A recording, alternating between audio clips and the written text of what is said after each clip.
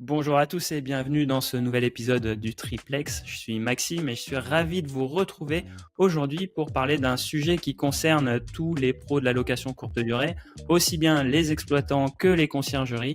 On va parler ménage et gestion du linge.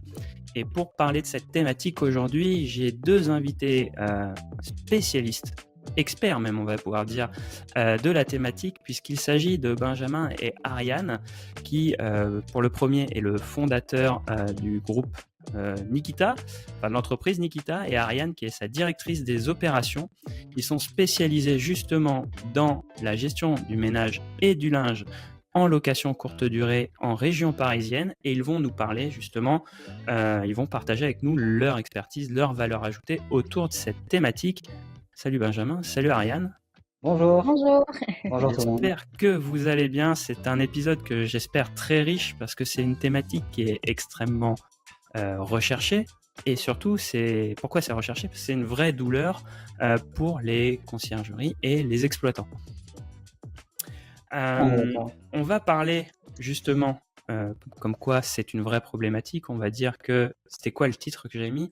Ménage et linge, stop à la galère. Donc l'idée c'est de pouvoir traiter en longueur de ce point. Avant de passer à l'épisode, je vous rappelle l'importance de vous abonner au podcast. C'est hyper important pour nous parce que ça nous fait remonter dans les algorithmes et donc ça nous permet d'être de plus en plus visible auprès de différents auditeurs. Et plus on est visible, plus on a de poids pour avoir des invités qui maîtrisent des sujets de plus en plus complexes. On a le plaisir aujourd'hui d'avoir Benjamin et Ariane. C'est grâce à vous, c'est grâce aux évaluations que vous laissez sur le podcast. Donc je vous remercie si vous l'avez déjà fait, et si vous ne l'avez pas fait, inscrivez-vous. Vous pouvez également vous inscrire sur le site le-triplex.com à la newsletter pour recevoir chaque semaine à la fois l'épisode de la semaine, mais aussi les bons plans qu'on arrive à vous négocier. Et je voudrais pas spoiler la fin de l'épisode, mais il me semble qu'il y en aura un qui sera prévu également aujourd'hui. Donc restez bien jusqu'au bout. Et puis dernière chose, si vous voulez nous suivre et avoir les différentes astuces en version raccourcie, vous avez Instagram, vous pouvez nous suivre sur le Triplex Podcast. Voilà, on passe à l'épisode du jour. Benjamin, Ariane, j'espère que vous allez bien. Parfaitement. Super. Vous êtes prêts à parler de la thématique de la gestion du linge et du ménage. Pour que nos auditeurs comprennent bien pourquoi vous êtes invité aujourd'hui pour parler de ça, est-ce que Benjamin, tu peux nous présenter rapidement qui tu es et ce que fait Nikita, ton entreprise? Avec plaisir. Alors, Nikita, c'est une entreprise de nettoyage spécialisée dans le B2B. On a un peu plus de 2000 clients parisiens, un peu plus de 800 agents sur le terrain en opérationnel en Île-de-France. Notre ADN, elle est tertiaire. On s'occupe de bureaux, de commerces, de restaurants. Et depuis 2 ans, on avait beaucoup de concierges qui nous appelaient pour savoir si on était capable de les accompagner sur la partie cleaning des conciergeries d'entreprise, des conciergeries B&B. On n'a jamais accepté parce que c'était une demande qui était tout le temps à déclenchement alors qu'on avait l'habitude de faire du forfait. À partir de là, Ariane nous a rejoint. Il y a aussi beaucoup de concierges que je connais qui sont des amis à moi qui m'ont dit mais pourquoi vous ne proposez pas ce service? On a besoin de confiance, on a besoin de qualité, on a besoin d'expertise. On a décidé de le faire du moment où on avait un vrai intérêt aussi pour nos agents. C'est-à-dire que nos agents, dans les bureaux, dans les commerces, dans les restaurants, ils travaillent souvent le matin très tôt et le Mm. soir, et ou le soir d'ailleurs. Et dans la journée, ils ont des disponibilités. Quand j'ai compris que le cleaning sur les appartements B&B, c'était généralement à partir de 10h, 11h, je me suis dit, il y a une vraie valeur ajoutée pour nos agents aussi et pour les fidéliser et pouvoir accompagner donc, un nouveau secteur d'activité qui est celle de l'entreprise de conciergerie B&B. On le fait aujourd'hui depuis 2 ans. D'accord. Vous avez eu un peu la réflexion inverse que pas mal de conciergeries en France ont finalement, qui se rendent compte que les périodes d'intervention, comme tu le dis, c'est 10-17, C'est voire, ça. voire 11-16 dans beaucoup de cas, et qui se disent, en fait, si je monte une blanchisserie à côté, ça va me permettre de me diversifier un peu, mais aussi d'occuper mes équipes donc, si je les occupe, je les fidélise. Hein, c'est un peu l'objectif, hein, c'est de permettre d'avoir ce qu'on appelle des équivalents temps plein, hein, C'est si on peut ça. proposer 35 heures à quelqu'un, ça évite de prendre un indépendant et on peut le salarier. On a des économies qu'on peut faire après sur la masse salariale. Donc vous, c'est l'effet inverse. Vous vous êtes dit, tiens, j'ai des amplitudes extrêmes. et il y a un trou entre les deux, et tiens, la location courte durée colle parfaitement à cette problématique-là pour occuper mes équipes et justement pouvoir éviter d'avoir une personne qui fait par exemple 6-9 et puis qui revient pour faire un 18-21, Exactement. travailler plutôt le matin et puis il y a une deuxième personne qui va plutôt travailler l'après-midi soir, quoi. Exactement. Si je Et comprends c'est bien. ça. Exactement. Et c'est des personnes qui ont déjà un savoir-faire métier, c'est-à-dire qu'ils sont déjà formés. On a une école en interne qu'on a aussi agrémentée avec une certification hôtellerie, donc on les a formés à ces pratiques. Et ça nous permet justement d'avoir très peu de rotation, donc avoir une équipe équilibrée. Nous, notre but, il était principalement de donner davantage de travail à nos salariés, pouvoir répondre à ce besoin-là. Et tu as abordé pas mal de sujets dans ce que tu as dit quand tu disais, il y en a. Alors, je sais qu'il y a des entreprises qui vont prendre par exemple des auto-entrepreneurs pour faire les Mm. cleanings ou avoir un salarié en interne. Alors, c'est bien et parfois ça fonctionne. Le souci, c'est qu'il y a des congés, parce que c'est bien internalisé, il y a des congés. Il peut y avoir des accidents du travail, il peut y avoir des arrêts maladie. Et si on se développe et si on a davantage de croissance, il va falloir recruter davantage. Il y a toujours cette base de flottement, tu vois, où j'arrive pas à créer un temps complet tout de suite parce que Mm. j'ai récupéré 5, 6 nouveaux appartements, ça ne me suffit pas pour le couvrir. Donc il y a pas mal de contraintes à la gestion interne. Ça peut fonctionner, hein, je dis pas que ça ne fonctionne pas, ça peut fonctionner, mais nous, notre sujet était tout autre. Voilà. Ouais. C'est un peu le sujet qu'on a vu il y a quelques semaines lorsqu'on a reçu Louis, qui est créateur de la plateforme OMAP, Oui. pour parler justement de la gestion des ménages et surtout de la gestion de personnel. C'est un super épisode où on parle justement de cette problématique d'organisation et où justement on présente les différentes solutions qui peuvent exister, notamment dans le cadre du recrutement, puisque la plateforme mise en place, OMAP, c'est une plateforme de mise De mise en en relation. relation des auto-entrepreneurs avec les conciergeries dans pas mal de villes de province. Donc c'est très intéressant. Et je vais te poser une question que j'ai posée à cet épisode-là, et je serais content d'avoir vos points de vue. Ariane aussi, toi qui as cette vision très opérationnelle. Euh, c'est quoi votre vision, vous, du ménage et de la gestion du ménage et du linge, vous qui êtes vraiment que focus là-dessus, contrairement à une conciergerie qui va également gérer d'autres problématiques, notamment la relation voyageur. Pourquoi, à votre avis, en location courte durée, c'est un vrai casse-tête? Comme tu l'as dit, c'est de la courte durée, du coup, ce qui fait beaucoup plus de gestion. Du coup, c'est des rotations plus courtes, donc il y a Mmh. beaucoup plus d'opérations derrière. Ça veut dire qu'on doit réorganiser la prestation de nettoyage, réorganiser la gestion du linge, ce qui fait pas mal de rotations et du coup, ça tourne et qui prend énormément pas mal de temps. Par exemple, sur une courte durée, un appartement peut tourner, je sais pas, 2 ou 3 fois. Ben, ça fait 2 ou 3 fois la même gestion pour un Mmh. même appartement. Et quand on en a plusieurs, ça multiplie encore plus la gestion. Ouais, et là où je te rejoins aussi, c'est que ça peut être 2 ou 3 fois une semaine sur un appartement, et la semaine d'après, ça peut être 6 fois. C'est ça. Moi, je trouve que, tu vois, moi j'ai pas de conciergerie, mais je trouve qu'une des principales problématiques, justement, c'est alors, je sais pas, cette variation de besoins en termes de ménage, en termes de gestion de linge, parce que tu peux très bien avoir une fois un ménage parce que tu as un voyageur qui est resté 7 nuits, et puis après tu as 4 ménages parce que À organiser. voilà. C'est ça. En fait, effectivement, enfin moi je le vois parce que je passe beaucoup de temps avec Ariane sur les opérations et ça me permet également d'améliorer la fluidité de ce service-là. Mais le gros problème de la conciergerie, c'est que c'est complètement variable. On doit s'adapter tout le temps à un planning qui n'est pas forfaitisé ou tu vois dans nos autres secteurs comme les bureaux, etc. On va intervenir tous les lundis ou tous les mardis ou tous les jours de la semaine Mm. avec des jours et des horaires qui sont déjà cadrés. Là, c'est complètement différent. Donc, il faut être armé et d'une planification, d'un outil de planification puissant, mais aussi d'une équipe avec des disponibilités parce que en soi, tout est check-out, il doit être fait avant 16 heures. Donc, tu as une plage horaire qui est hyper réduite Mm. pour répondre aux besoins de tes futurs guests qui vont arriver. Et ça se prévoit. Il faut avoir et un volume d'agents disponibles, mais aussi une capacité à planifier toutes les opérations. Et ça, Ariane, elle le fait au quotidien avec une équipe, mais c'est elle qui a le lead sur le sujet. Et c'est, on va dire, ce qu'il y a de plus compliqué, je dirais ça, avec la synchronisation du linge. Donc, je pense que je parle à tous les concierges également. En général, quand tu prévois ta prestation de cleaning, tu dois aussi la synchroniser avec ton linge. Mm. Parfois, tu peux être accompagné d'une blanchisserie qui va livrer sur un appartement diffus. C'est assez rare, mais ça existe. Donc, ils vont essayer de se synchroniser avec tes agents à des horaires précis, quand il n'y a pas de bouchon, quand il n'y a pas d'accident sur la route, etc. Et de l'autre côté, tu vas aussi prévoir et t'assurer que tu as un réassort d'aménities, de papier toilette, etc. à gérer dans cet écosystème. Nous, le premier défi le premier défi qu'on avait relevé, c'était le fait de parfaitement synchroniser les équipes de blanchisserie. Chez nous, ils sont tous en vélo électrique, vélo cargo, ce qu'on appelle un vélo cargo. Tu sais, c'est les gros vélos que tu peux voir dans Paris avec des gros caissons derrière, et de les synchroniser avec notre app qui est interne, avec les agents pour que, un peu comme un Uber, mais de du cleaning, on va dire que le cleaning blanchisserie, où ils vont savoir, ils vont être alertés de l'arrivée du blanc, le récupérer, pouvoir aussi déposer le sale, évidemment. Mais en même temps, il va récupérer les amenities, les papiers hygiéniques, les cafés, par exemple, etc., en fonction du modèle qui a été choisi par la conciergerie.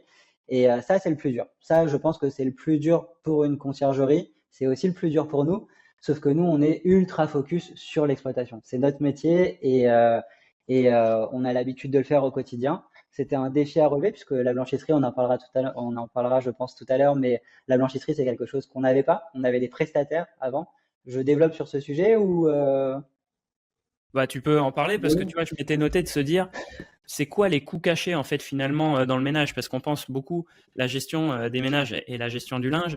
On se dit bah c'est l'heure où il vient faire le ménage, mais non, il y a pas que ça. Ouais, ouais. Il y a donc déjà, c'est où tu as tes intervenants qui sont des auto-entrepreneurs ou tes agents d'entretien. Derrière, tu as le temps que tu vas passer à voir tous les check-in, les check-out que tu as, les prochains check-in pour essayer d'harmoniser au mieux ton planning. De l'autre côté, savoir si tu as tous les amenities, si tu as les capsules de café nécessaires sur place. Bah, nous, c'est Tout pour le ça qu'on besoin, parle tu vois, beaucoup on parle beaucoup sur tout ce qui va être gestion des ménages, c'est d'essayer de standardiser au maximum pour justement Exactement, que c'est tu ce n'aies qu'on a fait. pas 50 jeux de serviettes différents, 50 jeux de bras différents, parce que C'est ça. nous, on le constate, tu as beaucoup de conciergeries qui, pour ne pas investir dans le linge, parce que quand tu te lances, c'est compliqué de se dire je vais acheter 4 paires de draps par lit et par logement. Et donc du coup, laisse ça à la charge des propriétaires. Mais sauf que il y a un coup ils ont des draps bleus, un coup c'est des draps rouges. Et en fait, j'ai C'est vu pas la adapté. complexité. Moi, j'avais été visiter une conciergerie. Il y avait des racks avec des casiers par logement. Dire lui il a plus de draps, mince, comment on Ouais. fait? On peut plus lui la...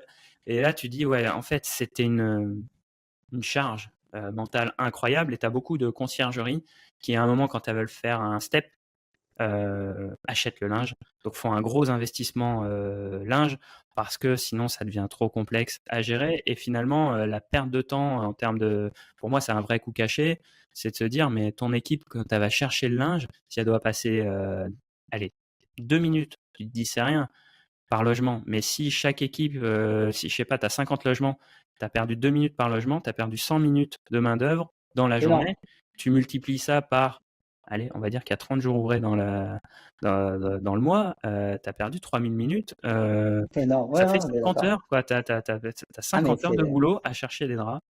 c'est la Et, réalité du marché actuel, ouais. et en fait, on s'en rend pas compte quand on est sur des petits volumes, mais dès qu'on commence à industrialiser les process, tout de suite, c'est extrêmement important. Et ça, là, on parle du linge, mais tu parlais du papier toilette tout à l'heure. Tu parles des capsules à café. Il y en a un, il Les va avoir des amenities, Nespresso, l'autre c'est Dolce Gusto. Tu t'en sors pas. Et c'est pour ça qu'on dit aussi souvent avoir une vision un peu hôtelière. C'est-à-dire un hôtel, une conciergerie pour nous, c'est un hôtel qui est éclaté géographiquement. c'est ça. Et de se En dire, diffus. c'est ça. Et tu vois, toi, quand tu parles de gestion du linge, un hôtel, c'est simple. Elle arrive dans le couloir avec son rack et tout le matériel. Elle a même le chariot avec tout le matos pour faire le ménage. Quand tu laves des logements, c'est pas ça, quoi. Au mieux, tu as un sac à dos. Mais sinon, C'est ça. c'est dans les logements. Nous, on a vu même des méthodes où, alors ça, c'est pour les gros logements, hein, pas pour les petits. Un studio, ça marche pas. Mais un très gros logement, c'est de dire, la personne, elle arrive, elle fait tourner le linge, elle défait les lits, elle fait tourner dans le logement, elle va faire le ménage. Si elle peut, elle met à sécher. Mais en gros, il y a un roulement de linge dans le logement qui lui permet, en fait, et avec mais alors ça, c'est dans des très gros logements, qui permettrait d'avoir, par exemple, une buanderie dans laquelle le linge va sécher. La fois d'après, récupère le linge sec. Et en fait, la gestion du linge se fait interne au logement. C'est ça. Mais là, c'est d'une complexité sans nom si tu as des studios. Alors oui, et encore, même sur des gros logements où tu as internalisé le système de lavage, t'es pas à l'abri d'avoir du linge usé, taché, pas rattrapable. Donc il faut que tu trouves une solution, C'est ça? une autre option qui manque parce que, par exemple, on parle de linge, mais il y a aussi les serviettes de bain, etc. Donc elles ont Les disparu. tapis? Les tapis de bain, ils sont partis, les guests sont partis avec les serviettes, etc. Donc il faut retrouver du stock. Est-ce que j'ai assez de stock sur place? Donc effectivement, tu as la solution aujourd'hui et la plupart des conciergeries, ils ont ou internalisé le linge à travers l'achat et la gestion le lavage à travers une blanchisserie classique, ou alors à travers des loueurs de linge Mmh. qui vont te mettre à dispo du linge avec une gestion du stock, etc. Où là non plus, t'es pas à l'abri. On l'a souvent remarqué. Donc pour la petite histoire, nous, avant d'avoir notre propre lingerie, notre propre blanchisserie, il y a 1 an et demi, on avait travaillé avec un loueur de linge sur Paris. C'est l'un des plus utilisés. Euh, Ça fonctionnait moyennement. Donc, on avait notre linge qui était récupéré à notre dépôt. Tu parlais de coût caché tout à l'heure, mais quand tu es sur Paris, ils Mmh. livrent pas. Les majors ne livrent pas les appartements diffus. Ils vont livrer ton dépôt. Donc, en Ouais. coût caché, tu as le service de logistique. Faut que toi, tu ailles livrer ton linge dans tes appartements. Donc, c'est beaucoup de temps. C'est un casse-tête. Nous, au départ, on travaillait avec l'un des majors dans le blanc et dans la location de linge. Ça fonctionnait pas du tout parce que d'abord, ils livraient nos propres dépôts, que parfois le linge était rêche, troué, ou ils n'avaient pas un système de vérification avant livraison. Et nous, ça nous faisait perdre beaucoup de temps en opération. La qualité du linge, elle n'était pas incroyable, mais elle était acceptée par les concierges. Ça veut dire Mmh. que là, beaucoup de concierges sur Paris utilisent le linge, je ne sais pas si je peux citer certaines marques, mais enfin, utilisent le linge de certains de majors. Vas-y, hein, comme ça Non, va. mais par exemple, comme Initial ou comme Elis, qui sont les Ouais. majors en France dans la gestion du linge. Donc, c'était accepté ou toléré parce que, faute d'autres choix, Après, euh, tu sais, parce que là, toi, tu parles de Paris, beaucoup tentent en région d'avoir accès à ces services-là, mais ils les la ont pas. problématique, c'est ils les ont pas parce qu'ils sont pas assez volumineux. Il n'y a pas assez de volume. Ouais. Ouais, et quand on parle de volume, même des conciergeries avec un nombre conséquent de logements, tu vois, une cinquantaine, une soixantaine, ne rentraient pas dans les codes parce que c'était pas suffisant. Comme tu le dis, après, toute la logistique que ça implique derrière, puisqu'il y a, il y a pas, si tu as 60 logements, à la limite, tu dis, bah, je voudrais 4 points de livraison, ça fait 15 logements par point de livraison, c'est pas suffisant. Tu vois, Ouais. si tu es accepté pour un contrat 60, donc du coup, tu as des vraies problématiques par rapport à ça. Nous, on a beaucoup de retours comme quoi, bah non, en fait, externaliser dans une blanchisserie, c'est compliqué. Ah ouais, je comprends. Donc, C'est sans exactement ça. parler, après, j'avais pas notion de la qualité de service parce que ça, c'est pas j'ai pas eu l'occasion de recevoir de blanchisserie jusqu'à présent. Mais c'est vrai que c'est une problématique. Tout comme les conciergeries qui vont laver eux-mêmes leur linge sans avoir de blanchisserie. Pareil, hein, j'ai visité les conciergeries où j'ai vu 10 machines à laver, même pas professionnelles, alignées. Ouais, des classiques. Et tu te dis, mais c'est des 10 kilos, 12 kilos. Enfin, tu vois, c'est Ah, pas suffisant pour pour votre activité, en fait. Puis vous faites des programmes courts, donc vous l'avez pas efficacement.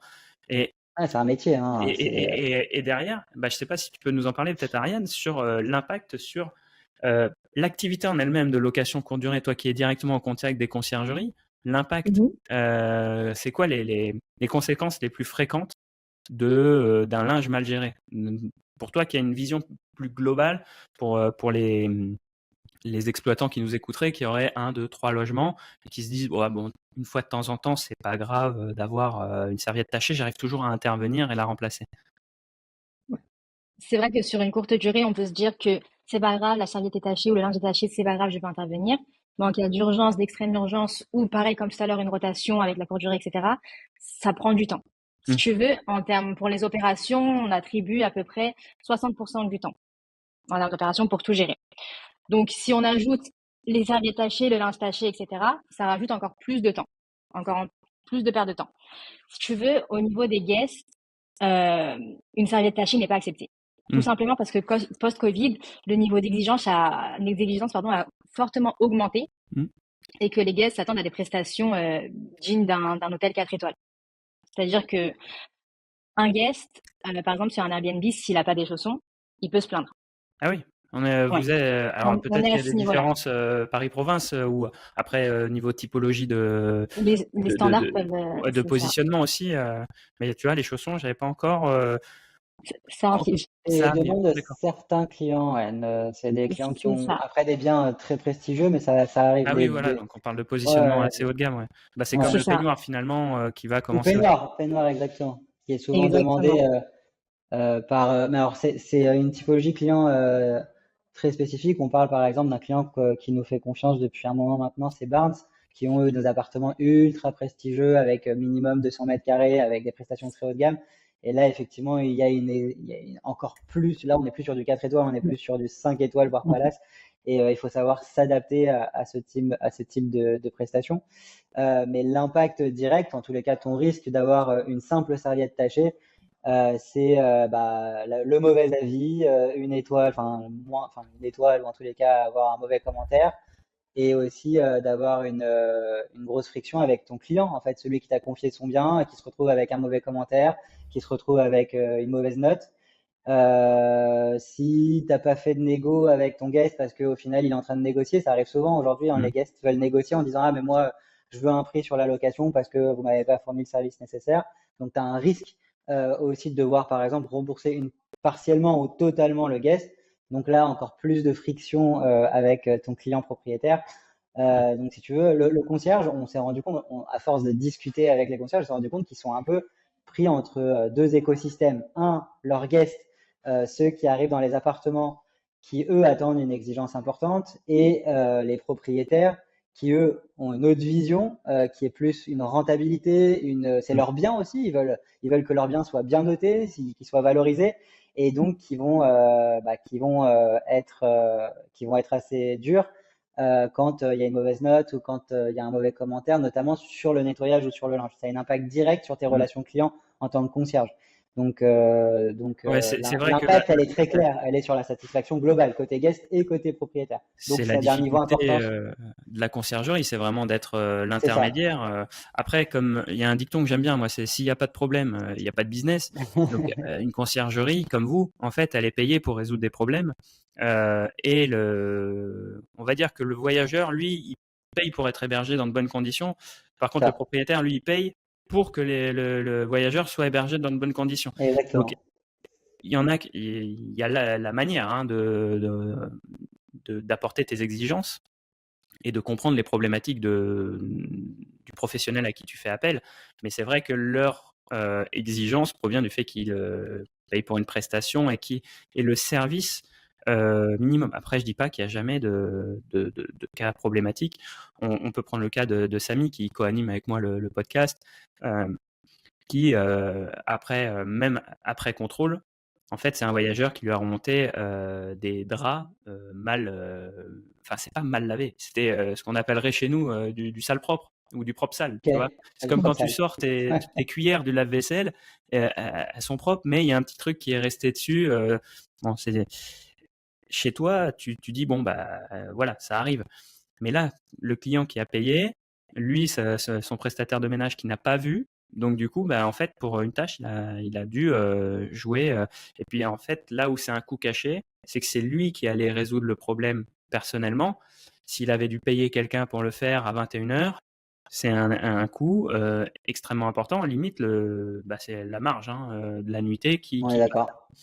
Et Donc ça, puis, C'est ça, sans exactement. compter le stress et le temps perdu, enfin, en tous les cas, le temps qui ne sera pas attribué à faire autre chose, par exemple, développer ses clients ou trouver de nouveaux appartements. Moi ce que je vois, c'est la charge mentale, c'est-à-dire te dire bon, ça c'est un petit problème que tu gères, mais en fait finalement c'est le nombre de petits cailloux que tu te rajoutes dans ta chaussure au fur et à C'est mesure, ça. et C'est ça, des petits problèmes exactement. qui te font après une boule de où tu crains après le soir quand tu arrives chez toi, quand le téléphone sonne, de dire ah non c'est encore un problème, alors que voilà c'est toute cette gestion qui voilà quoi. Pour moi c'est un vrai coup caché, c'est de se dire bah quand on a beaucoup d'exploitants qui nous écoutent, hein, de propriétaires qui gèrent eux-mêmes et qui vont faire appel à leurs propres prestataires de ménage, qui vont gérer le linge et tout, et qui se disent bon bah quand j'interviens, c'est un peu comme quand je fais les travaux tout seul à la maison, ça coûte moins cher. Oui, mais c'est énormément de temps, c'est énormément de contraintes de gestion. Et bah, souvent, ceux qui délèguent, c'est parce qu'ils n'ont pas la bande passante aussi non plus, pas qu'en Exactement. termes de temps, mais aussi, et je me prends toute la journée la tête au boulot, c'est pas pour le soir avoir encore à gérer du linge, même si c'est une problématique simple, je n'ai pas l'énergie pour. Donc pour moi, c'est là le vrai coup caché d'une gestion Le temps, approximative de la qualité, quoi. c'est ça. Et du coup, en termes de fonctionnement de l'externalisation, euh, nous, on connaît bien le modèle de conciergerie, c'est-à-dire qu'une conciergerie, un propriétaire va externaliser la gestion de linge, de la relation voyageur, des ménages. Et cette conciergerie va soit avoir sa propre équipe, soit va faire appel à des indépendants pour réaliser les ménages. Et comme tu l'as dit, à mon sens, la principale difficulté quand on est une conciergerie, c'est la fluctuation des ménages et que tu n'as pas de forfait fixe. C'est ce que tu dis, toi, au départ, que bah, vous, qui êtes une entreprise de ménage, d'abord, avant la location courte durée, vous aviez l'habitude de travailler avec des forfaits de ménage, j'imagine, en termes de modèle économique. C'est-à-dire, bah, Exactement. je sais que le mois prochain, j'ai X heures de ménage qui sont prévues, donc je vais pouvoir provisionner mes équipes. Donc, en termes de gestion de masse salariale, je sais où je dois être. Est-ce que j'ai des équipes déjà internalisées? Je fais appel à de l'intérim ou des auto-entrepreneurs pour pallier aux éventuels manques, mais j'ai un prévisionnel sur X mois parce que j'ai des contrats. Alors que quand on est en conciergerie, il y a cette problématique-là de ah, mais dans 3 mois, moi je connais pas le taux d'occupation du mois de juillet. Tu vois, là on est en mars. C'est ça. Les conciergeries, comment elles projettent leur recrutement pour le mois de juillet, pour le mois d'août, peuvent pas, à M-3, peuvent pas. Enfin, très difficilement, sauf si elles ont un passif qui leur permet de se dire ok, j'arrive à ajuster à plus ou moins 10%. Donc, comment ça fonctionne pour vous, cette externalisation?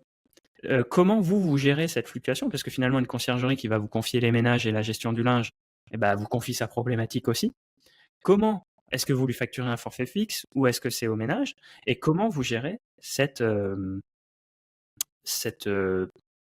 variété? full service, en fait, le Ouais. service exploitation. Bah, L'organisation. la dernière fois, un client à nous, MyKeepers, nous a dit vous êtes devenu mon bras armé d'exploitation. En fait, il s'en occupe plus aujourd'hui. Donc, si tu veux, je peux, par exemple, en détail, donner un cas client, te dire comment ça se Avec plaisir. passe à l'arrivée d'un client. Donc, quand quelqu'un est intéressé par notre solution, déjà, on lui explique que notre métier, c'est du full service aujourd'hui dans le secteur du B&B. Ça veut dire qu'on va prendre en charge le ménage avec nos équipes, la blanchisserie qui est synchronisée avec nos équipes ménage pour le coup. Enfin, tout ce qu'on appelle nous amenities, papier toilette, etc., vont s'agrémenter dans la blanchisserie. Donc en fait, c'est livré avec le linge. Donc rien n'est stocké sur place. Et le concierge, il a une chose à faire, alors il y a plusieurs outils et Ariane les connaît mieux que moi, mais par exemple, beaucoup sont sur Guesty, sur le SaaS Guesty. Ils ont juste à nous envoyer le lien en fait des appartements concernés en mode invité. On va pouvoir les prendre, on les intègre dans notre outil en interne qu'on a dédié à l'exploitation, notamment à la synchronisation des plannings, à la synchronisation entre l'agent et le blanchisseur pour qu'ils se retrouvent au bon endroit. Et à partir de là, on reprend le relais sur l'exploitation. Avant ça, il y a nos gouvernants. On a des équipes qui sont des gouvernants qui vont aller checker chaque nouveau appartement. Donc, avant de nous confier un bien, on va les visiter ensemble. Ça peut arriver aussi où on le fait en solo parce que le concierge, quand il y a quand c'est des grosses conciergeries, ils viennent pas forcément avec nous et ils ont déjà des cahiers des charges très définis avec des photos de avant, après et comment doit être disposé le linge, comment doit être disposé les amenities, est-ce que c'est sur le lit? Il y a des débats comme ça. Certains veulent absolument que les amenities soient sur le lit, d'autres veulent absolument que ça soit placé différemment dans les salles de bain. Donc on s'adapte au cahier des charges et ensuite on va setup, on va configurer le client pour que toutes les prestations soient linéaires, conformes à son exigence. À partir du moment où on a le lien en mode invité, on a les check-out, les check-in qui sont intégrés, donc on sait ce qui arrive et ce qui sort et on fonctionne à déclenchement. Pour répondre à ta question de tarif, on n'est pas en forfait. Justement, on a gardé l'ADN de Nikita. Tu l'as bien dit tout à l'heure, la plupart de nos clients depuis 2008 sont en forfait, donc c'est effectivement un peu plus simple à gérer. On a décidé de garder le même ADN, donc il n'y a pas de forfait, ça fonctionne au déclenchement. Tu as un tarif en fait de ménage, cleaning, du full service tout compris à chaque opération. Ce qu'on demande, La seule chose qu'on demande, c'est que quand on en confie un appartement, on soit les seuls prestataires. Parce qu'on ne veut pas justement qu'il y ait de Ah oui, mélange de et de pêche à la linge. mission. Ouais, c'est pas de la tâche à la mission. Quand tu me confies un appartement, on a besoin du lien de la plateforme pour pouvoir voir et avoir un horizon de planning long terme. Comme tu as dit, un long terme, des fois, c'est que 10 jours, mais ça nous permet d'avoir une vision, de préparer nos plannings, de les synchroniser. Et on se refuse d'avoir deux prestataires différents, Hmm. euh, de prestataires différents, en fait, sur le même bien. Là Et où c'est. Oui, comment justement, en ayant intégré un modèle économique un peu différent de ce que vous faisiez habituellement, c'est-à-dire au déclenchement, euh, comment toi tu fais avec tes équipes en termes d'organisation? Est-ce que déjà c'est des personnes que tu as en interne? Est-ce que c'est des c'est personnes en que des externe? ouais, c'est que des personnes en interne qui sont en CDI chez nous, qui ont au minimum 2 ans d'ancienneté au sein de Nikita. Et Dans les comment du autres, coup tu fais pour moduler? Parce que alors pour ceux qui ne maîtrisent pas, mais un salarié, on estime, c'est 151h67, il me semble, de TP par mois. ouais, Comment tu arrives à gérer les plannings euh, en ayant cette contrainte horaire, tu sais, qui vont faire bon, 150 heures, ça c'est un peu le ratio feuille de paye, hein. En réalité, ouais, ça ouais. varie chaque mois et il y a les congés payés, comme tu dis, qui rentrent en ligne de compte. Et on parle même pas des impondérables qui sont les arrêts maladie. Euh, et comment vous faites pour justement gérer cette fluctuation? Je te pose la question, ce serait pour un peu aiguiller les conciergeries qui nous écoutent et qui se disent, moi j'aimerais bien salarier quelqu'un parce que en termes de gestion de masse salariale, c'est plus intéressant que de faire appel à des externes. J'ai assez de volume, mais en fait j'ai tellement de fluctuations que ça me fait un peu peur de salarier quelqu'un parce que j'ai peur qu'un jour je lui fasse faire une journée de folie et la semaine d'après, il bosse pas. Comment Alors, vous gérez cette problématique-là? bah, nous, on est atypique par rapport à notre ADN. En fait, si tu veux, nous, on vient du milieu du ménage à travers déjà une forte masse salariale. Quand on arrivait dans le secteur du B&B pour proposer notre solution aux concierges, on a déjà 800 agents terrain Ouais. qui travaillent le matin, le soir. Enfin non, il y en a qui travaillent en temps complet toute la journée, mais ceux qui travaillent que le matin ou que le soir, mais qui recherchent des horaires complémentaires, c'est ce qu'on va leur donner. Mais ils sont déjà en CDI chez nous avec des plannings stables sur une base de temps de travail et derrière, on va leur donner des heures complémentaires intégrées à leurs heures fixes qui nous En fait, tu permettent les justement passes en de. heure sup, c'est ça? Pas en heures- Alors non, en général, c'est pas des personnes qui sont à temps complet, c'est des gens qui sont en Ouais, part-time. Donc par c'est ça. exemple, qui vont travailler 3 heures par jour tous les matins. Tu m'entends? Ouais, Ouais, ouais, 3 ouais, heures tout par à fait. jour, 3 heures par jour le matin. Et donc ils ont encore des disponibilités dans la journée. Ils sont OK pour faire des heures complémentaires. Donc c'est pas des heures sup, ça s'appelle des heures complémentaires et ça nous permet de les mettre à disposition. Mais donc, alors, avant de les mettre à disposition, on les fait passer par notre école qui est certifiante et on va leur faire passer toute la partie learn du cleaning en hôtellerie pour qu'ils aient les bases, pour qu'ils connaissent ce marché-là qui est un peu différent, notamment sur la literie, sur la gestion enfin, sur comment armer un lit, etc. Est-ce que Maintenant, ça te dit qu'on fasse un petit focus justement sur cet aspect-là? Parce que, tu vois, je vais faire un parallèle encore avec l'épisode, si vous ne voulez pas l'écouter, il y a quelques semaines avec Louis de Homap. C'est vraiment un épisode hyper intéressant sur justement la gestion des ménages. Et il y a cette question de le ménage, quand on fait appel à souvent, on fait appel à des prestataires de ménage qu'on va avoir trouvé sur le bon coin, hein, faut dire ce qui est, sont très habitués à faire des ménages chez les particuliers.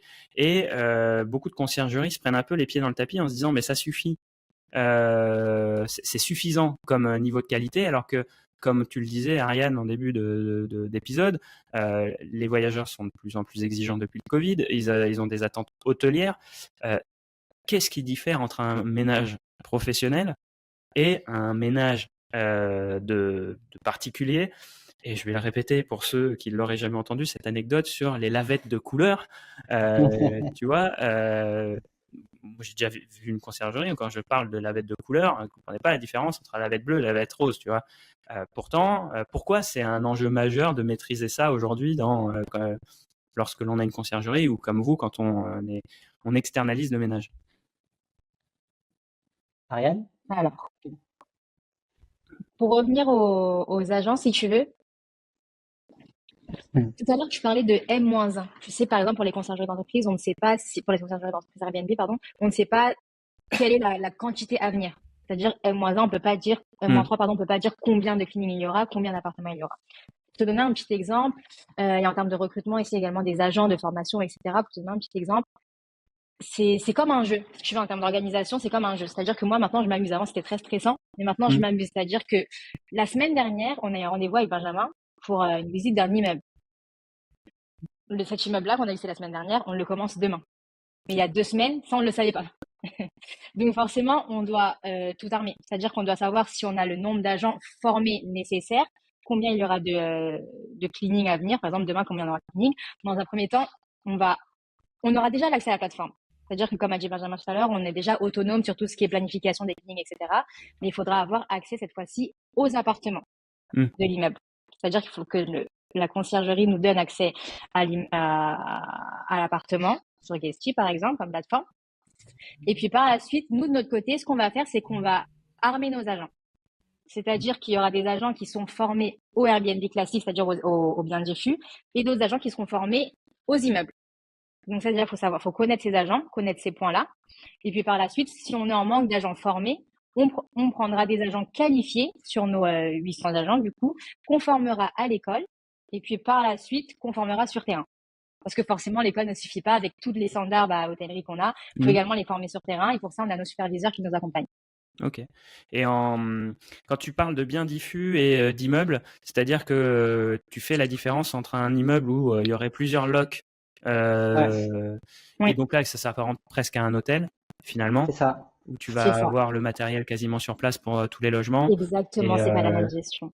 ok. Et il y a également les parties communes à prendre en compte. Par exemple, sur un immeuble, il y a les parties communes à nettoyer, tandis que sur un appartement diffus, ça sera vraiment uniquement l'appartement et voilà. Et le palier si besoin. D'accord, ok. Et du coup, On fait les deux, mais on fait les deux, mais en termes d'organisation, c'est un peu différent. Notamment pour la gestion du linge, c'est pas par appartement, mais ça va se faire à travers l'immeuble. En général, on a un HK qui nous permet de stocker un peu plus. c'est ce qu'on recommande, nous, aux conciergeries qui nous écoutent. Par exemple, tu es en province. Moi, c'est une petite astuce qu'on donne. Après, ça vaut ce que ça vaut. Mais si tu es dans un immeuble et que tu fais déjà 3 logements et que tu vois qu'il y a d'autres boîtes à clés et tout, ton objectif à la fin de l'année, c'est d'avoir été chercher les autres propriétaires et de bien faire comprendre qu'il y a une vraie économie d'échelle c'est mutualisé, bien sûr. à avoir la conciergerie qui est déjà dans l'immeuble. Parce que c'est dommage que Samy soit pas là. Lui, par exemple, il a 3 logements sur le même palier. Bon, la personne qui fait le ménage ne débranche même pas l'aspirateur d'un logement à l'autre. Tu vois, c'est des petits studios. C'est con, comme on se dit, mais c'est rien et tout. Ouais, mais sauf qu'il n'y a pas besoin de sortir 3 aspirateurs, en fait. Tu le sors qu'une fois et tu fais une fois, en fait, tu fais tous les draps une seule fois, tu fais toutes les salles de bain une seule fois. On parlait des petites lavettes. Tu as mis tes gants pour laver les toilettes qu'une seule fois et après, tu peux les enlever et passer à la cuisine.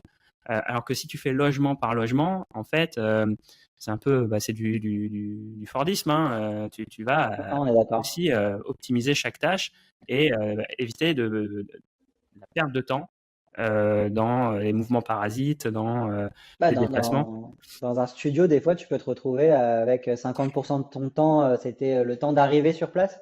Et après, tu as ton temps de ménage qui est ultra réduit. Sur un studio de 17-18 mètres carrés, tu vas pas passer 4 heures.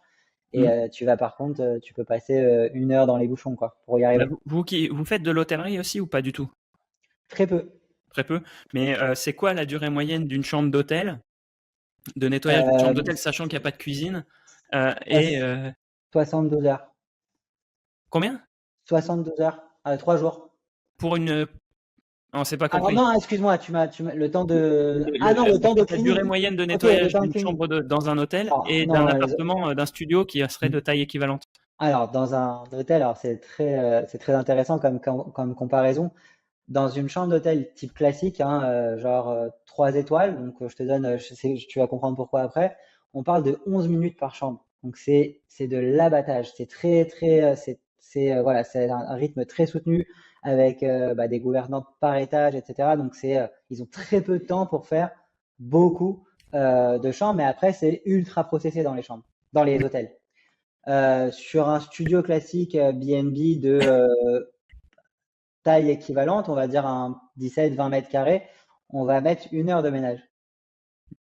Ouais. Mais tu as 1 heure de ménage, mais il faut aller chercher les clés, il y a plein de systèmes, les keyness, les keybox, etc. Donc savoir d'abord comment tu vas accéder à l'appartement, Derrière, il va falloir faire le topo complet. Est-ce que rien n'est cassé? Parce que dans nos prestations, on regarde aussi s'il y a dans la partie maintenance, s'il n'y a rien à faire, s'il n'y a pas eu de dégâts. Et derrière, tu vas pouvoir agir sur le cleaning. Et ouais, on compte entre 45 minutes et 1h15 sur un studio de entre 17 et 20 mètres carrés. Donc c'est x5 quoi. C'est x5 en temps, ouais. Ouais. Et sur un immeuble, quand on va faire un pricing d'immeuble, on évalue le temps. C'est pas comme l'hôtellerie du tout, parce qu'un hôtel, je parle d'un hôtel où il y a 80, enfin, un hôtel très important où il y a 70-80 chambres. Un immeuble, en général, en tous les cas dans notre zone géographique à Paris, un immeuble de gestion BNB, ça va être aux alentours de 15 chambres et qui ne tourne pas tous les jours.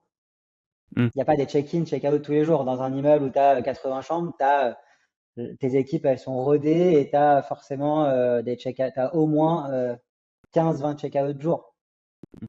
Ouais, c'est pas la même orga, et puis comme on le Exactement. dit aussi, une chambre d'hôtel, et c'est là, je pense que ceux qui font de la location courte durée aujourd'hui devraient s'inspirer, c'est qu'une chambre d'hôtel, elle est conçue et optimisée parce que finalement, dans le temps, ce qui va coûter le plus cher dans le temps, c'est pas les murs, hein, ça coûte cher à l'achat, mais en fait, ça se rentabilise dans le temps, ça s'amortit. Par contre, ce qui ne changera jamais, c'est la durée de nettoyage. Ça, c'est une charge qui va être là à chaque fois qu'on va avoir un voyageur. Et donc, il faut pouvoir l'optimiser dès le début. Et ça, en fait, en location courte durée, ça n'a pas encore été non plus 100% intégré. Il y en a beaucoup qui le font quand même parce qu'ils se rendent compte de l'intérêt, mais c'est quelque chose qui est encore un axe de progression. Par exemple, quand tu as un meuble de cuisine qui est alambiqué et tout, à nettoyer, les gens se disent bah, c'est pas grave. Oui, chez toi, c'est pas grave. Par contre, quand tu fais appel à un prestataire de ménage qui doit passer derrière pour pas qu'il y ait de poussière, tu vois, se dire, bah, on va prendre un exemple tout vraiment très très bête, c'est les toilettes. Tu prends un toilette classique et un toilette suspendu. Alors, c'est pas le même coût à l'achat, Ok, dans on est l'invest. d'accord. Par contre, bah ouais, mais en termes de nettoyage, bah tu vas très vite t'y retrouver en fait. Tu vas Ah, économiser c'est 5 clair. minutes, 5 minutes, 5 minutes, 5 minutes. Et en termes de rendu, ce sera toujours plus agréable. Et dans le choix du mobilier de salle de bain, et ben, il y a vraiment des calculs qui sont à faire. Et je prenais cette anecdote, moi, d'un hôtel que j'avais visité. Que j'avais pris une chambre. Et la salle de bain, on avait l'impression qu'elle avait été intégrée comme une Sanisette à Paris, tu vois. C'était Ok. beaucoup plus élégant quand même, hein. Sanisette et les toilettes publiques, là. Mais on a l'impression que ça avait été un bloc qui avait été intégré dans la salle de bain. Et on se dit, mais quand ils viennent, ils passent avec un Karcher, ils nettoient au Ah, Karcher. c'est ça. Tu Ouais. avais une bonde au sol, mais c'était T'as un système d'évacuation centrale et tout part mais ça c'était bien s'abrouille. fait. Et du coup, tu vois, la baignoire, il n'y avait pas de rebord caché ni rien, tout était en un bloc. Et donc, du coup, bah, tu passes, c'est beaucoup plus simple. T'évites les saletés dans les lins, dans les recoins, entre les joints. Et ça te permet aussi, effectivement, même au niveau sanitaire, au niveau des infections des lieux, c'est Mm. simplifié. Le souci dans la conciergerie B&B, c'est que souvent tu récupères des appartements de propriétaires. Donc toi tu fais tu peux pas non plus imposer tout. Donc on voit certaines conciergeries où avant de le mettre en location, il y a des gros travaux. Et Mm. là, bah, nous, on préfère hein, parce que bah, on arrive dans un appartement qui a été configuré pour le B&B, mais souvent, c'est pas le cas. Et le concierge, lui, le sait parfaitement qu'il faudrait pouvoir optimiser, mais le client peut avoir du mal à le comprendre. Par contre, quand c'est directement le propriétaire, effectivement, quand tu reprends un appartement, il y a tout intérêt à faire un minimum de travaux pour rendre cet appartement plus fiable, plus Mm. facile, en fait, puisque l'entretien a un impact sur Les du long terme. propriétaires s'en rendent compte quand c'est eux qui gèrent les ménages eux-mêmes. C'est ça, Parce qu'ils se disent, ouais, alors, on prenait le cas des toilettes, tu vas économiser 5 minutes. Ouais, tu vas pas économiser que 5 minutes. C'est que le risque que la personne qui vienne et fasse mal soit aussi réduit. Tu vois, c'est ça. je vais mettre un robinet un mitigeur beaucoup plus simple. Le risque qu'il y ait du calcaire caché dans un robinet, tu vois, donc c'est vraiment, il y a des gros enjeux et les propriétaires qui exploitent directement s'en rendent peut-être plus compte que ceux qui ont des conciergeries. D'où le devoir aussi de conseil, hein, C'est ça. des conciergeries, c'est aussi quand vous présentez vos commissions, quand vous présentez vos frais de ménage, c'est expliquer pourquoi vous facturez comme ça. Expliquer, en fait, il faut faire de la pédagogie, de la transparence, parce que plus on est transparent, plus on peut expliquer son prix, et c'est là où il y a moins de suspicion. On crée pas de questionnement et de se dire tiens, il est en train de m'arnaquer. Parce que souvent, ça c'est la nature humaine. Quand on ne comprend pas, on se dit il Non, mais m'arnaque. c'est vrai, c'est ce qu'on entend souvent, effectivement. Donc, et Mais on va passer à la dernière partie de cet épisode qu'on a préparé. C'était sur, est-ce que vous, par rapport à votre expérience, quelles bonnes pratiques et conseils concrets vous pouvez donner? On va peut-être séparer sur la gestion des ménages. Je vous laisse la thématique au choix sur le conseil. Est-ce que c'est sur l'orga, sur la réalisation, sur la planification? Et pareil, un conseil sur la gestion du linge. Pareil, l'orga, le matériel, n'importe quoi. 2 conseils très concrets que ceux qui ne pourraient pas faire appel à vos services pourraient mettre en application dès demain pour optimiser leur gestion. Je propose que vous êtes 2, chacun prend un, et puis moi, comme si ça. tu veux, Ariel, je fais la blanchisserie. Ok, ça C'est marche. ça? Ok, très bien. Donc sur la blanchisserie, alors que tu l'internalises ou que tu prennes un prestataire, c'est un peu la même chose. Quand tu reçois ton linge, avant de le laver, c'est hyper important de pouvoir le mettre à plat et de vérifier qu'il n'y ait aucune tache, aucun trou, rien, en fait, que le linge soit nickel, pour éviter donc à devoir au moment du lavage, en espérant, si tu as identifié par exemple une tache, tu vas pouvoir mettre des agents détachants pour réussir à obtenir un linge parfaitement blanc. Quand tu le laves et que tu n'as pas mis d'agent détachant, ça va fixer la tache, donc en fait ton linge derrière risque d'être mort. L'idée, c'est de bien identifier ce problème-là parce que ça a un double impact. Déjà, ça va fixer la tâche. Donc après, disons que c'est un drap, ton drap est mort et tu vas pas pouvoir le réutiliser. Mais tu vas aussi t'enlever une contrainte, c'est la livraison d'un linge qui est sale. Tu n'as pas vérifié ce linge-là. Donc tu vas le relivrer sur le terrain. Tu vas te retrouver, quand tu vas monter ce lit-là, tu vas te retrouver avec un linge qui est, disons, déchiré ou taché. Donc non admissible pour ton guest. Et donc tu vas rentrer chez toi ou tu vas utiliser un autre stop, tu vas faire des pieds et des mains pour essayer de trouver une solution et donc te retrouver en mode war room et urgence express. Et si tu veux améliorer cette partie, c'est d'être très vigilant à l'entrée de ton linge et à la sortie. Au moment du check-out, bien regarder si ton linge est nickel et pas juste voilà, reprendre le lit dans sa totalité sans regarder. Donc vraiment être très vigilant sur cette partie-là. Nous, Donc c'est ce qu'on fait au quotidien. le contrôle Le avant le contrôle lavage pour avant. la durabilité, et le service client avant tout. Ouais, la durabilité, mais la perte de temps aussi de livrer un linge Ah sale. oui, oui, oui, effectivement. C'est deux contraintes importantes que tu vas enlever. Super. Chose Bah que écoute, nous, on a industrialisé ce contexte-là. Nous, quand le linge arrive chez nous, il est systématiquement passé au crible par les équipes blanchisserie pour être sûr ou qu'il soit considéré comme du linge prêt à laver, ou alors il va dans la zone de détachage et là, il va être traité différemment pour pouvoir être récupéré et remis sur le marché. super intéressant le process. Tu vois, j'avais pas Ouais. idée que fallait. Tu vois, moi, le contrôle, je l'aurais fait après le lavage, Après, ouais, en mais me non. disant, au moins, je suis pas sûr, on va dire un cheveu pour être poli dans le meilleur des scénarios. Tu vois, j'aurais plutôt tendance à le contrôler après le lavage. Tu vois. Donc, Ouais, mais non, on recommande très fortement de le faire avant. super, merci. Un vrai conseil concret. Et toi, Ariane, sur la gestion du ménage, un tips qui est aussi bien applicable pour une conciergerie que pour un exploitant, un propriétaire qui nous écouterait aujourd'hui? Alors moi, pour la gestion du ménage, je dirais qu'il faudrait se concentrer sur les agents de nettoyage. Pour être sereine, on va dire, ou serein au niveau des prestations de nettoyage, il faudrait connaître son agent de nettoyage. Parce que connaître son agent de nettoyage, ça serait de connaître ses capacités, sa personnalité, ses points forts et ses points faibles. Du coup, pour être serein au niveau de la gestion du nettoyage, également placer, si vous voulez, les agents de nettoyage par appartement, parce que chaque appartement ont leur spécificité, c'est-à-dire qu'il y aura des appartements, que ça soit studio ou grand appartement, il y a des appartements plus luxueux que d'autres.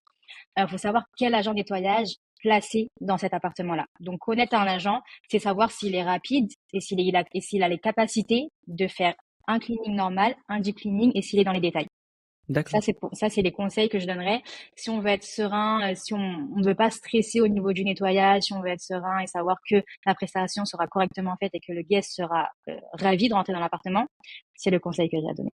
Super. Et Je peux te alors moi rajouter deux si tu veux. Pardon. j'avais entendu en conseil, comme tu le disais, de spécialiser ses équipes par logement, mais de temps en temps, de faire tourner pour conserver un œil neuf Bien sûr. Parce que Oui. à force de faire toujours le même nettoyage, il y a des zones, comme on fait chez nous, hein, moi j'ai pas lavé le derrière de mon frigo depuis un moment, hein, Bien sûr, c'est euh, très important. et de se dire tiens, ou de faire intervenir, alors vous je sais pas comment vous fonctionnez, mais un manager qui intervient pour Un faire un contrôle gouvernant, ouais, qualité C'est ça. de manière inopinée. Exactement. c'est ça. Après, il y aura plusieurs agents par spécificité, Mm. si tu veux, par T'as immeuble, par des, appartement, etc. Effectivement, nous, on garantit jamais que ce soit le même agent, hein, qui va aller sur place. L'idée, c'est que tu en aies un qui soit référent. Derrière, tu as des, par zone géographique, donc par arrondissement parisien, tu as des gouvernants qui vont, eux, faire le checking, vont aussi, ce qu'on appelle, nous, la partie war room. La partie war room, c'est des agents volants. Et ça, c'est hyper efficace. Donc, s'il y a des conciergeries qui ont internalisé des salariés qui s'occupent de la gestion des opérations comme ça, c'est très important d'avoir toujours un pipe d'agents qui n'ont pas de planning, en fait, qui sont Mm. libres. Donc, ça a un coût. Pour ça, il faut avoir beaucoup de volume, effectivement, mais c'est hyper intéressant. C'est comme ça que nous, on fonctionne.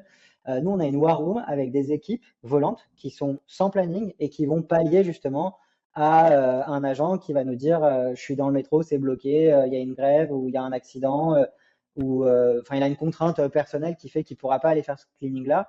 Et donc si à travers nos agents et leur planning, on n'arrive pas à boucher cette opération-là à travers un agent classique, on va pouvoir envoyer tout de suite un agent volant. Mm. C'est Donc, et arriver avant l'heure du guest, parce que c'est un peu ça. L'idée, c'est jamais de se retrouver à 15 heures sans cleaning. En un an et demi, ça nous est jamais arrivé, mais après, on est assez atypique. On est arrivé dans ce secteur-là avec déjà une vraie force d'une masse salariale très importante. Il y a un Mm. savoir dans le cleaning et dans la planification. Mais c'est vrai que depuis un an et demi, on n'a jamais eu de cleaning non effectué avant Ouais, parce que l'horaire d'arrivée. vous avez une bonne réserve de main. C'est ça. Ça me fait penser, pendant une précédente vie, je faisais du street marketing, et donc Ok. j'avais des agents volants, pareil, qui, entre autres, pouvaient distribuer des flyers, faisaient des enquêtes dans les transports, et notamment quand j'avais des contraintes de temps, c'est-à-dire une enquête dans un transport, si le gars est pas là, le train part sans lui et fait pas l'enquête. Et donc du coup, j'avais sur les grosses périodes des agents que je recrutais en leur disant, en fait, je les appelais mes jokers. Je te recrute toi je travaillais avec des intérimaires, je les recrutais pour 3 heures. Mais il fallait qu'ils aient la disponibilité sur la journée, sachant qu'ils seraient à minima payés 3 heures. 3 C'est-à-dire, heures.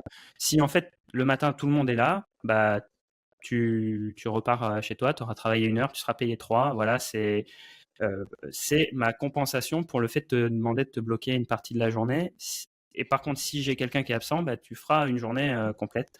C'était une des solutions que j'avais trouvées pour justement pallier à des absences inopinées.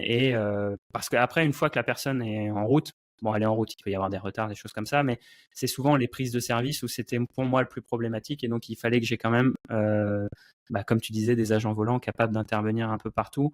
Euh, et ce que j'avais aussi mis en place pour que ces agents volants ne soient pas pénalisés, c'est que c'était jamais les mêmes qui étaient volants. C'est-à-dire que t'as un mec qui fait une fleur en disant je me bloque la journée alors que je bosse que 3 heures. Si personne n'est absent, la fois d'après, tu vas pas lui demander pareil. Tu vas lui prendre et puis tu vas lui mettre, s'il est OK, tu vas lui mettre la plus grosse charge, entre guillemets, de travail pour qu'il puisse avoir la meilleure rémunération possible. Moi, j'avais que ce levier-là, tu vois, pour essayer un peu de fidéliser mes gars. Donc, c'est un vrai enjeu, cette prise de service et le risque que tu as au départ, quoi. Ouais, c'est clair, c'est clair.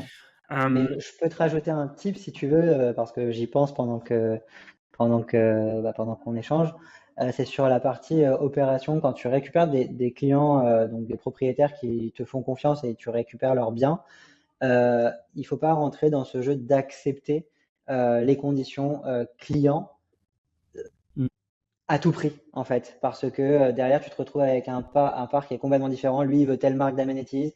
Lui, il a des lits, il exige sur ses lits, par exemple, que ça soit des 2 mètres, je dis une bêtise, hein, 2 mètres de largeur, ou qui vont t'imposer des normes que tu ne fais pas et tu vas essayer de t'adapter. Ça sera très dur à terme d'homogénéiser ton parc hum. et donc de stabiliser. Donc ça augmente encore le risque opérationnel terrain. Sur le terrain, tu as plus de friction, plus de risques de faire des erreurs et le cahier des charges. Nous, on travaille que sur cahier des charges. Il n'y a pas un appartement qui démarre sans. Donc, il y a un shooting photo. Comment le client veut absolument retrouver son appartement à chaque check-in, en fait.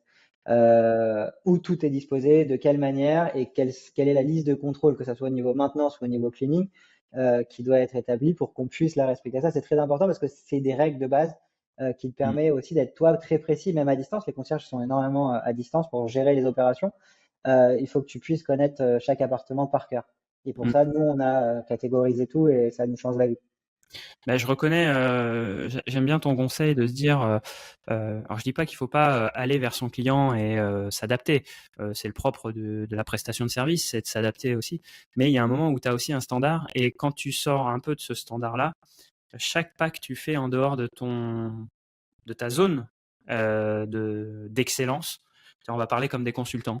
Tu as ta zone d'excellence, là où clairement tu vas pouvoir apporter le meilleur service avec la meilleure rentabilité pour ton entreprise possible. Ça, c'est ta zone d'excellence. À chaque fois que tu vas sortir, soit tu vas perdre en expertise et donc apporter un service de moins bonne qualité, soit tu vas perdre en rentabilité, tu vas gagner moins d'argent pour ce que tu vas faire. Et en général, c'est les deux. C'est-à-dire que tu vas moins bien D'accord. gagner ta vie pour un service de moins bonne qualité. Et donc, du coup, c'est vrai que quand on se lance, bon, cette zone d'excellence, elle n'est pas clairement définie, donc c'est vrai qu'on tape des fois à côté. Mais les conciergeries, notamment en province, moi, on en accompagne via notre agence Macom Imo, qui sont en province et qui disent bah moi je suis présent dans telle ville, je vais aller me mettre dans telle autre ville parce que j'ai un client, il a 3 logements là-bas. Ok, mais en fait tu pars à 20 bornes de ta zone d'activité principale parce que tu as un client qui a 3 logements là-bas. Est-ce que comment tu gères tes équipes de ménage Est-ce que là-bas? c'est cohérent ou pas? Est-ce C'est que c'est ça. cohérent? Est-ce que tu peux optimiser? Oui, ça fait du chiffre d'affaires en plus, mais est-ce que le gain marginal est suffisant pour que tu puisses aller te mettre des contraintes opérationnelles à ce niveau-là? Et en fait, bah toi, en tant que gérant d'entreprise, est-ce que tu es prêt à accepter aussi toutes Les contraintes. les contraintes que tu vas avoir pour gérer 3 logements supplémentaires? Alors, des fois, il faut mettre une pièce dans la machine pour commencer à amorcer un truc dans une autre ville, mais est-ce que si tu n'as pas fait ton étude avant, donc ne pas tout accepter, là c'est le cas d'une autre ville, mais ça peut être le cas, tu fais que des studios et on te propose une villa, bah, là aussi ça peut être problématique, ou inversement, tu fais que des villas et tu as un propriétaire qui te dit bah ouais mais moi j'ai 3 logements dans le centre-ville, ouais mais moi je suis qu'en périphérie à faire des villas. On le voit ça dans le sud, je suis que là, si je vais dans le centre-ville en fait, je vais te facturer un ménage pour un studio, je sais pas moi, 150 euros, tu vas pas comprendre pourquoi, parce que ta villa je le facture 200 euros.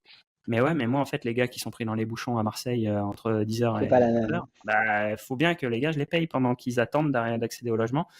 Et ça, si tu sors de ta zone d'expertise et ton client ne comprend pas pourquoi tu lui factures autant pour 20 mètres carrés que pour sa villa de 150 mètres carrés.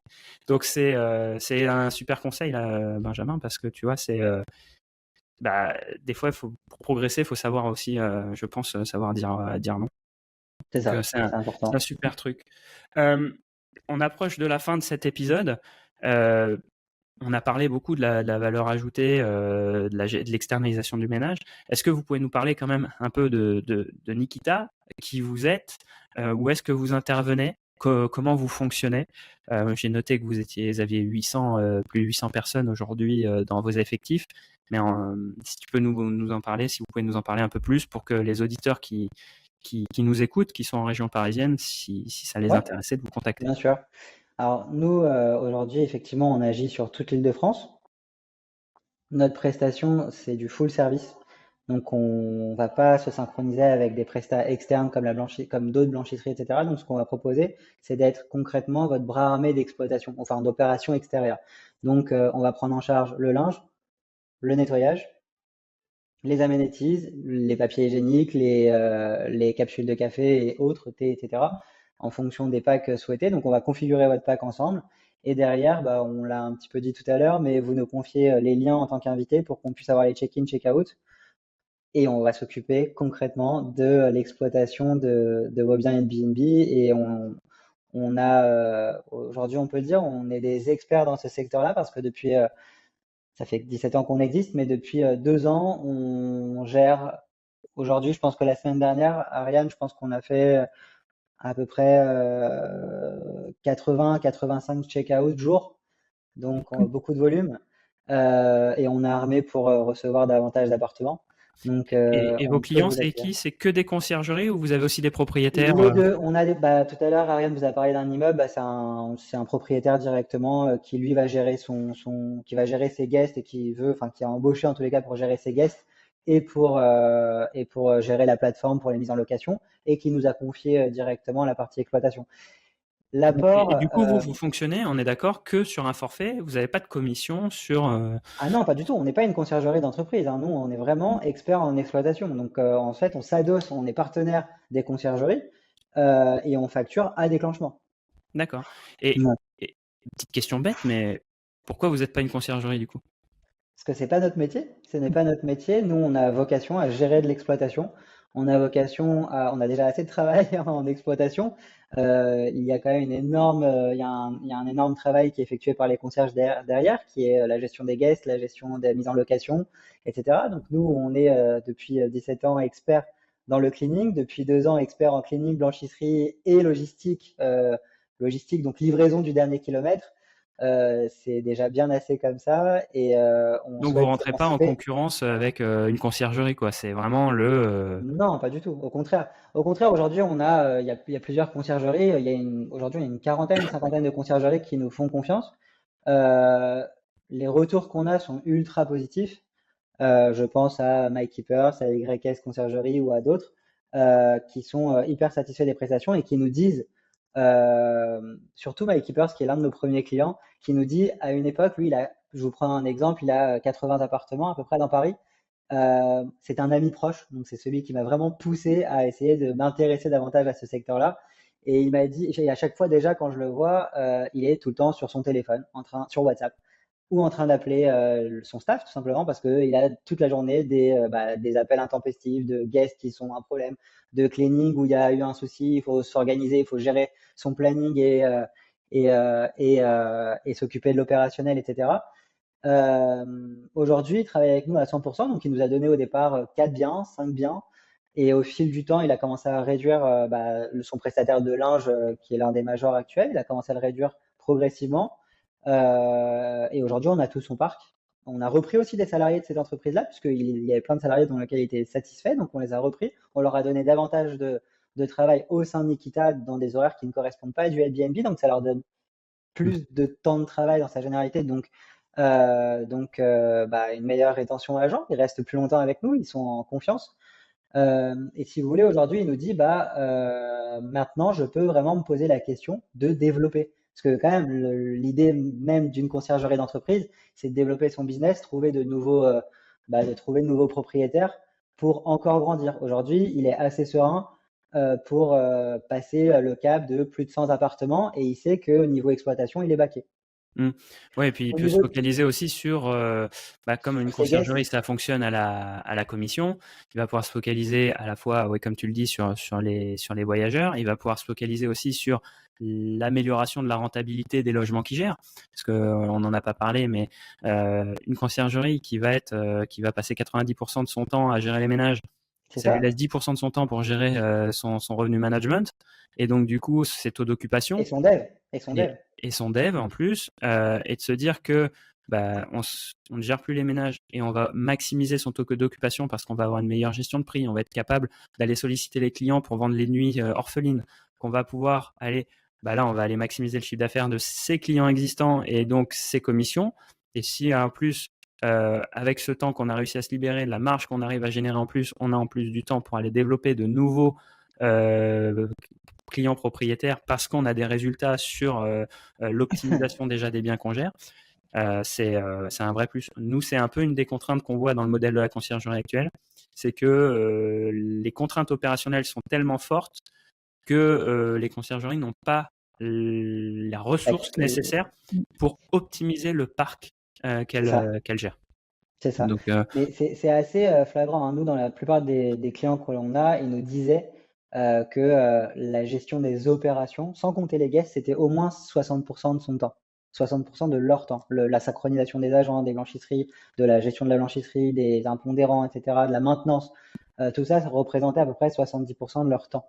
Et effectivement, ça en laisse peu pour le développement, pour l'optimisation et pour l'amélioration globale des prestats et de la vie aussi, hein, parce que souvent, nous, avec tous les concierges avec lesquels on échange, c'est des gens qui sont tout le temps, pas en surmenage, mais en tous les cas, qui ont pas de jour off en fait. Ils travaillent du lundi au lundi de C'est ça. manière continue. Et ça, c'est très compliqué. Nous, c'est vrai que sur la partie, alors on fait pas la gestion des guests, on fait pas, donc ça, ce sera toujours à la charge des concierges, mais c'est déjà une contrainte en moins. Nous, côté opérationnel, vous avez un service support. Concrètement, comment ça se passe? Tu as une conciergerie, tu as 20 appartements.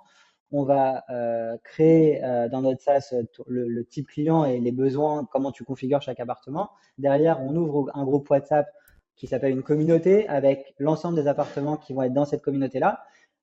Une fois que tes prestations sont déclenchées et donc activées, on s'organise, on gère toute la partie opérationnelle et toi, tu vas recevoir à chaque fin de checkout, à chaque fin de cleaning, pardon, tu vas recevoir l'ensemble des photos du avant-après et un petit sigle vert pour te dire qu'il n'y a pas d'anomalie et que tout est OK dans cet appartement-là. Donc, si tu veux, tu as une décharge mentale qui est importante et qui va te permettre de gagner plus de temps et de pouvoir développer ou te concentrer sur d'autres pôles. La conciergerie gère beaucoup de choses à la fois.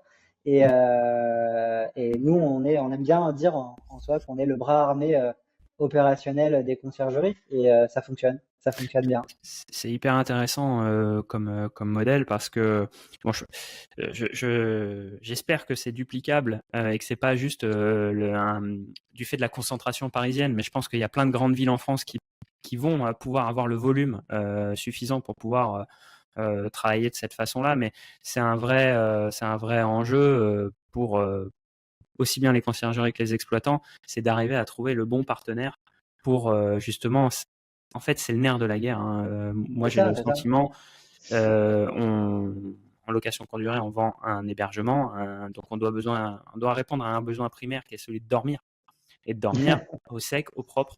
Et donc, et c'est l'attente numéro 1 du voyageur qui va arriver. Et donc, du coup, il faut arriver à trouver le bon partenaire. Écoute, je vous C'est ça. remercie d'avoir participé à cet épisode. J'espère que les personnes qui nous ont écoutés auront trouvé plein de clés à prendre à des pros du nettoyage, de la gestion du linge. C'est un petit peu atypique comme modèle, mais je trouvais que c'était hyper intéressant parce que vous aviez une vision non pas de conciergerie, mais vraiment de pro du ménage. Et d'ailleurs, je m'étais en découvrant le secteur de la location courte durée, je me posais la question de savoir pourquoi les entreprises de ménage, les majors, on en parlait en préparant l'épisode, ne s'était pas trop infiltré dans ce secteur-là, notamment en province et tout, parce que je trouve qu'il y a une mutualisation des ressources qui est assez intéressante, c'est-à-dire que c'est un développement hyper intéressant dans le cadre de la mutualisation des ressources, de l'optimisation des personnes qui travaillent, de leur emploi du temps. Et tu vois, grâce à vous, j'ai découvert que il y avait des gens qui y avaient pensé, qui avaient été malins. Et j'espère que les clés que vous avez données vont servir aux conciergeries et aux propriétaires qui nous écoutent. D'ailleurs, est-ce que pour ceux qui pourraient être intéressés en région parisienne par vos services, comment ils peuvent vous contacter? Est-ce que dans le cadre du podcast, vous pouvez leur proposer une offre découverte, un truc, voilà, de se dire, tiens, j'ai écouté le triplex, j'ai encore eu un bon plan. Comment ils vous contactent déjà? Alors, vous pouvez aller sur le site internet de nikita-nettoyage.fr et vous avez la partie, en fait, dans les secteurs, vous avez full service B&B et là, vous allez être directement mis en contact avec notre service, notre équipe. Pour l'offre qu'on a mis en place pour tous les adhérents du triplex, c'est que à chaque bien confié, on va démarrer avec un deep cleaning offert. On veut démarrer sur de bonnes bases. Donc, on considère que c'est plutôt cool de donner un volume d'heures important pour récupérer le bien parfaitement propre. Un deep cleaning, c'est une remise en état, hein, au cas où voilà, s'il y a des doutes. Un Donc, nettoyage en profondeur. un nettoyage en profondeur, ce qui nous Oublie pas permet de qu'on a partir des sur du gens propre. qui nous écoutent Je des sais, je Landes, qui nous écoutent sais. du Finistère. Voilà. Voilà, donc un nettoyage en profondeur qui demande beaucoup plus de temps prévu, mais aussi parfois des produits et des matériaux spécifiques. Et donc ça, on l'offre à toutes les personnes qui viendront de la part du triplex avec grand plaisir. Pour vous donner une info de base, elle est importante, c'est le coût d'un studio, par exemple. Je vous donne le coût d'un cleaning. Ne pas oublier qu'on est sans engagement, donc sans engagement de temps, de durée, que notre prestation se fait à déclenchement. Un studio en incluant le cleaning, le blanc, le papier hygiénique, les amenities, Les capsules de café, je crois que j'ai tout dit. Bon, les serviettes, le set de linge, etc. On est aux alentours de 60 €. Ok. Donc, rendez-vous sur 60 € tout compris. nikita-nettoyage.fr. Ils vont dans l'onglet, tu as dit prestations Airbnb, comment tu as dit? Full service BNB, ouais. Full service BNB. Et puis, ils vous contactent et puis ils demandent, ils viennent du triplex donc pour avoir le nettoyage en profondeur pour faire appel dans le cadre d'une mise en prestation chez vous. Et cette notion de tarification, donc pour un studio en région parisienne, 60 € pour avoir une idée. Ok, c'est super. Merci pour cette transparence sur le prix de vos prestats. Merci d'avoir partagé avec nous votre fonctionnement, votre vision gestion ménage linge. C'était super intéressant. J'espère que vous qui nous avez écoutés, que ce soit en voiture, en courant, on a peut-être des marathoniens, ou depuis le bureau, j'espère que cet épisode vous a plu. N'hésitez pas à nous laisser un commentaire sur Spotify, désormais c'est possible. Vous avez aussi, quand vous nous regardez sur YouTube, si jamais vous nous regardez sur la plateforme, n'hésitez pas à nous laisser un commentaire. Et puis, comme sur Airbnb, pensez à laisser une évaluation 5 étoiles au podcast. Comme je l'ai dit en intro, c'est essentiel pour remonter dans l'algo et être visible de la plupart des personnes qui pourraient venir partager leur expertise.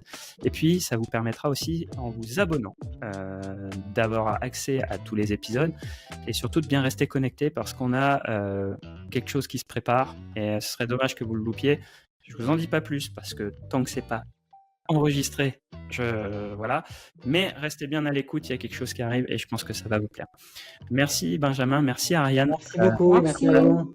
Je vous souhaite une très bonne journée et puis à nos auditeurs, je vous dis à la semaine prochaine. Ciao.